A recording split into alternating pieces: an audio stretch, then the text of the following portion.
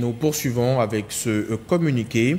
Le lundi 12 août 2024, aux environs de 21 h, M. Steve Abounsou, de nationalité béninoise, a été enlevé à Lomé au quartier Adidogomé et conduit vers une destination inconnue par des individus non identifiés.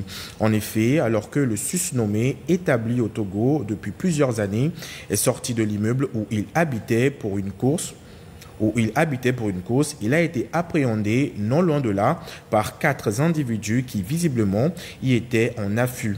De force, ces individus l'ont embarqué dans un véhicule d'immatriculation béninoise puis ont roulé en direction de la frontière togolaise du côté est.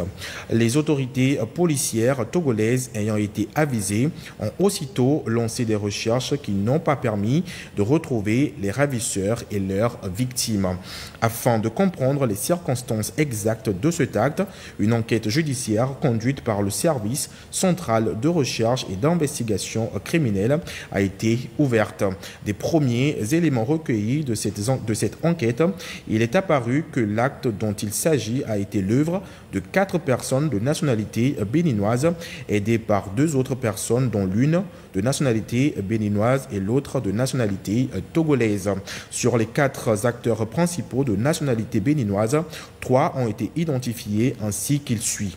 Nyadao Jimmy, athlète des arts martiaux, Miss MMA et coach au Revieso MMA, 6 à La Haye, vive à Cotonou. Wanilo Médégan, directeur général de l'Agence nationale de la sécurité des systèmes d'information et athlète du MMA. Gbagidi Todedokpo, Juan Giraud alias Jojo, membre du staff et manager de l'artiste béninois Vano Baby. S'agissant des 2 personnes ayant apporté leur concours aux ravisseurs, l'une a été identifiée comme étant Madame Clébo Temitope Priscilla, de nationalité béninoise, esthéticienne établie à Lomé. Celle-ci a été chargée d'œuvrer à l'identification de l'appartement qu'occupait la victime et de l'attirer vers les ravisseurs. Elle a été interpellée dès les premières heures de l'enquête. L'autre, du nom de Téléception, est un étudiant de nationalité togolaise travaillant occasionnellement comme conducteur de mototaxi à Lomé. Ce dernier a assuré en toute connaissance de cause le service de transport de l'un des acteurs de l'enlèvement le dimanche 11 et le lundi 12 août 2024. Arrêté quelques jours après le rapt, la perquisition de son lieu d'habitation a conduit à la découverte d'une paire de menottes qu'il dit appartenir aux ravisseurs. Les investigations ont par ailleurs renseigné que les 4 Béninois étaient entrés en terre togolaise depuis le samedi 10 août 2024 et ont eu le temps de faire les repérages nécessaires à leur opération.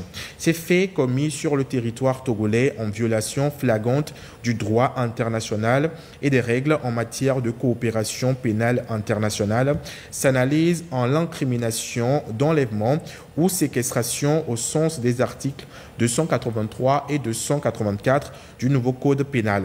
Ceci a justifié et commandé une enquête judiciaire à l'issue de laquelle Dame Clébo Temitope Priscilla et Monsieur Téléception ont été présentés au parquet de grande instance de Lomé le 23 août 2024.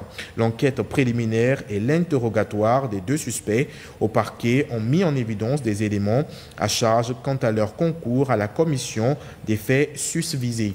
Une information judiciaire a été requise pour fait d'enlèvement et complicité d'enlèvement.